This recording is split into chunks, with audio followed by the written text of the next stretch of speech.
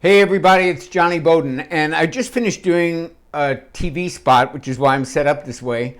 And it occurred to me that I do all these TV spots to tell people how to eat well or how to exercise well so that they can have a better life and a longer life and a healthier life, right?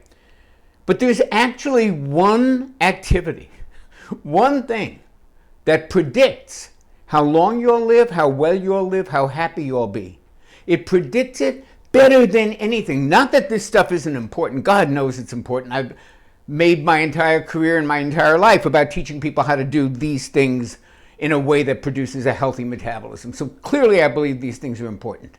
But there's something that's even more important, and guess what? You don't have to buy it. You don't have to subscribe to it. It's available to everyone, and if you avail yourself of it, it literally will extend your life, make your life on earth happier, more fulfilled, and healthier. And that's a proven fact, and let me tell you how I know. So it's a really interesting story. In 1938, a bunch of researchers at Harvard University decided that once and for all they wanted to figure out what makes people live a long life. What do they do that's different than the rest of us? The people that really live healthy, those blue zone people that are out there, plowing the fields at age 94 and walking up the hills with their goats in Sardinia at age 100. What makes these folks different? Why do they seem so content and so alive?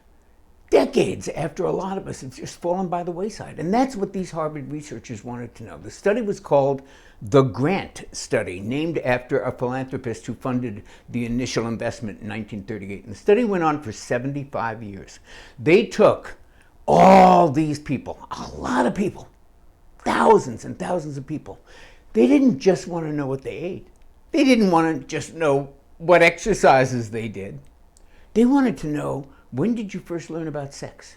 How many times a day do you go to the bathroom? How many hours do you sleep? How much time do you spend with your kid? They wanted to know everything they could possibly know about these people over 75 years so that they could make some definitive statements about what they do that's different and that would predict a long and a healthy life filled with joy. Guess what it was? Friendship. The one predictor that stood out for 75 years in this entire cohort of subjects at Harvard University was relationships. And in fact, I have a quote from the lead researcher. He said, basically, friendships make your life healthier, happier, and longer, period. In fact, there's a book that recently just came out about this very subject. It's called Together, The Healing Power of Human Connection in a Sometimes Lonely World. I'm planning to read this immediately because it really speaks to exactly what I'm talking about right now. The findings of the Grant study, that relationships, the people that you hang out with, the people that you spend time with, that is giving you more health and resilience and satisfaction and longevity than probably anything else you do. And it's not, again, let me repeat, it's not that this stuff is not important. It's very important. But relationships are even more important. And it's one of the things we neglect. We know we're supposed to eat good. We're always, looking at videos and reading columns and books about diet, and we know that, and we do the same thing about exercise. But how many of us really think about loneliness as a risk factor for heart disease, for cancer, for diabetes, for obesity? It's a risk factor for every health condition you don't want to have.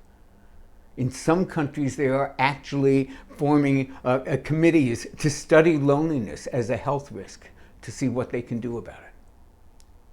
So pay attention to your friendships. In one of the things I heard about this book that made me want to read it was that there was a lot of study about animal communities to see, how do they handle quote unquote friendship. I mean, they just hang out with each other like at the zoo, right?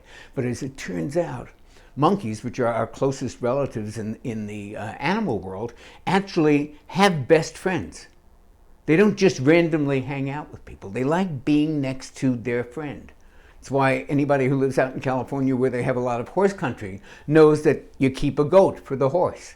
There's a human need, there's an animal need, there's a fundamental need that we share with our animal friends to be around others, to have that. And recent research has even shown that there's physiological consequences to being alone.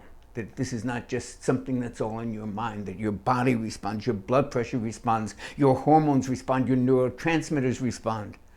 So, don't neglect friendship. Don't neglect relationships. When you're trying to put together a program of health for yourself, of course you want to include all the stuff I talk about on TV. And of course you want to include going out and getting sunshine and doing walks and drinking water.